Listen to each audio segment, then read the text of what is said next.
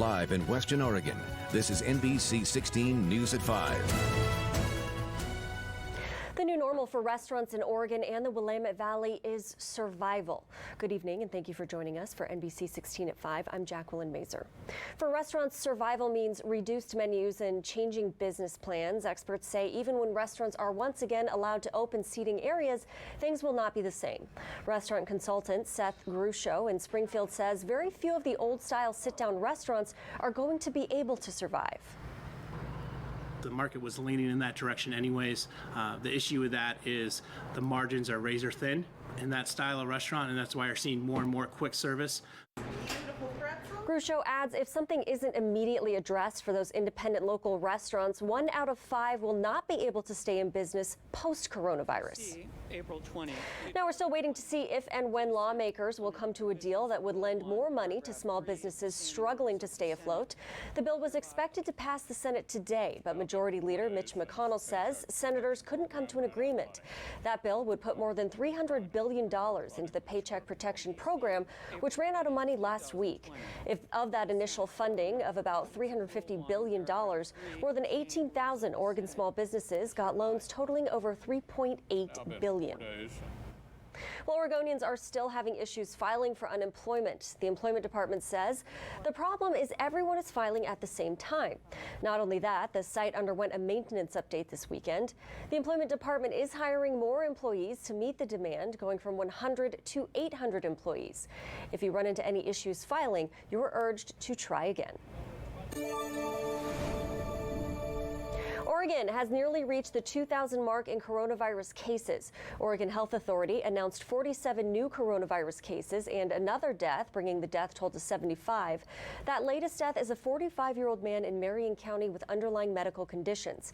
As you can see, Washington, Multnomah, and Marion counties have the bulk of the cases with more than 1,200. Moving on to our region now, another case was reported in Benton County, making that their 28th case. Lynn County added 2 more cases, bringing the total to 61. Here in Lane County, we stand with 48 cases. Only 1 person is hospitalized and 19 people have recovered so far. Deschutes County has 64 cases. Douglas County also added a case and has 23. 10 people have recovered. Coos County now has 2 cases. That second case in Coos County comes from the Shutter Creek Correctional Institution. A second inmate there contracted coronavirus. The Department of Corrections confirms they've already transferred the inmate. Brian Leon with Coos Health and Wellness says they're asking staff to continue monitoring symptoms. But if somebody hadn't contracted an illness by the 22nd from the first case, there was a pretty good chance that we would be in the clear. As far as what we're doing going forward, we're not doing full-fledged interviews anymore. The staff are pretty familiar with the questions we're asking. We're just going to be communicating with them.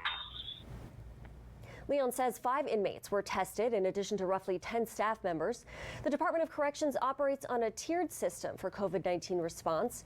Officials say Shutter Creek is in tier 4 out of 5, meaning the entire institution is quarantined for 14 days.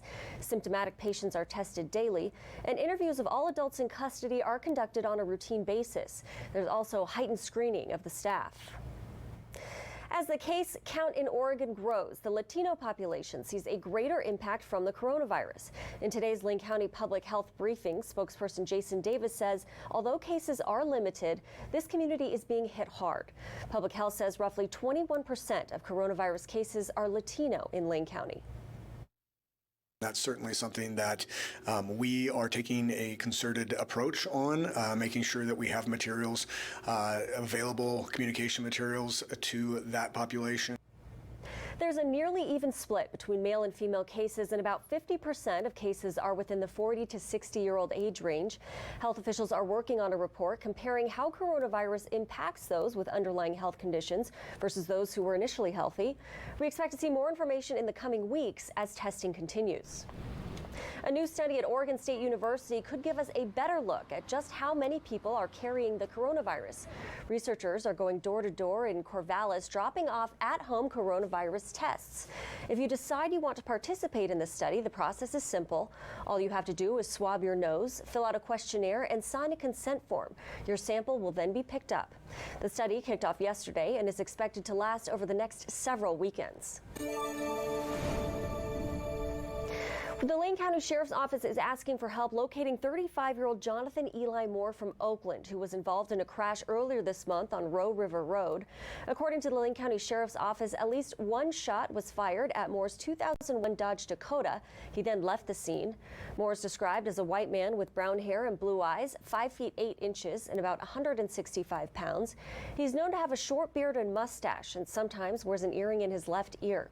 Deputies found a second vehicle involved in the crash. Lane County Sheriff's Office search and rescue continue to search the area of the crash for clues as to Moore's whereabouts. Anyone with information is asked to contact the Lane County Sheriff's Office or Sutherland Police Department. A rise in garage burglaries has Eugene Police reminding people to close and lock their garage doors. Police say more people will likely be working in their garden and leaving their garage door open, but when there's nobody in the front yard, opportunities are high for theft and potential burglary. I've talked to people where they've said, oh, I just ran in the house for a glass of water or to grab a sandwich to have lunch or, something like that. Something really quick, or they went in and came right back out and then some of the property was gone. So it only takes a second. Eugene Police recommend to keep your garage door remote handy out of the car. It's also a good idea to secure bikes inside your garage as they become a target during the spring and summer seasons. Happy Monday, another spectacular way to start off our new work week with plenty of sunshine behind me and temperatures yet again spectacular and slightly above average. Here's a look at some of those numbers across Western Oregon as we did manage to warm up into the low 70s through the valleys out along the coast. That's where we hung out into the mid 50s for our daytime highs today, but those clear blue skies overhead with a look from earlier on our Monday. Radar and satellite showing just a raindrop or two over the higher elevations of the Cascades, but the pollen count for trees remains at extreme levels. Grass at moderate, and just keep that allergy medicine close at hand. It's definitely that time of year in Western Oregon. But tonight, increasing clouds will give way to partly cloudy skies tomorrow, but I'm tracking rain in my full forecast in just a few minutes. All right, thank you, Josh. You shaved. Looking good. All right, well, rural school districts are facing challenges in navigating distance learning for their students. The superintendent of Fern Ridge School District, Gary Carpenter, says the elementary and middle schools are distributing learning packets for students to complete at home. High school students are doing more learning online, with students receiving a Chromebook if needed. However, internet connectivity is difficult to come by in rural areas. Last week, we made our high school parking lot a live Wi-Fi accessible with a password for folks to come and park and work. So it's not a perfect solution. There's still people that will have difficulty accessing it, but they can come down and get connectivity. Parents can pick up their children's learning packets on Mondays. There are also options to download and print the package, then have it mailed or dropped off at home. Well, counties in Western Oregon received new funding from the Bureau of Land Management. NBC 16's David Ochoa explains where the money came from and where it's going.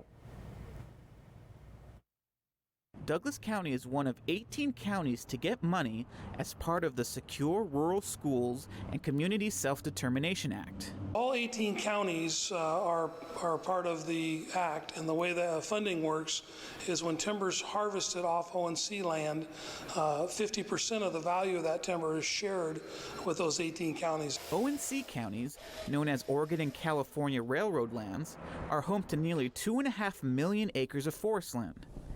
Douglas County will get $7 million, the largest amount of all the counties. When Forest Service timber receipts or now Forest Service rural school dollars come to counties, there's restrictions on how those dollars can be spent. ONC funding, there is no restrictions. Despite the name of the act, the money doesn't go towards schools. School funding comes from U.S. Forest Service receipts. This is general funding from ONC land receipts. Counties can choose what the biggest priority is for their county and the most important way to use those dollars for their county. They're not restricted by the federal government and the way they can be spent. The money comes at a much needed time as counties fight against the pandemic. Right now, all the counties are dealing with this COVID-19 emergency, so I know Douglas County and other counties certainly will be able to spend these dollars in ways to support the public health response to the outbreak. In order to receive the money every year, Congress needs to approve the funding. That requires county commissioners and other officials to head back to the nation's capital to explain the importance of the funding. Reporting in Douglas County, I'm David Ochoa. All 18 counties received a lump sum of $28 million. Now, for the latest information happening in our area, make sure to visit our website, that's NBC16.com, our Facebook page at KMTR News, and download our app, KMTR News, on your mobile device.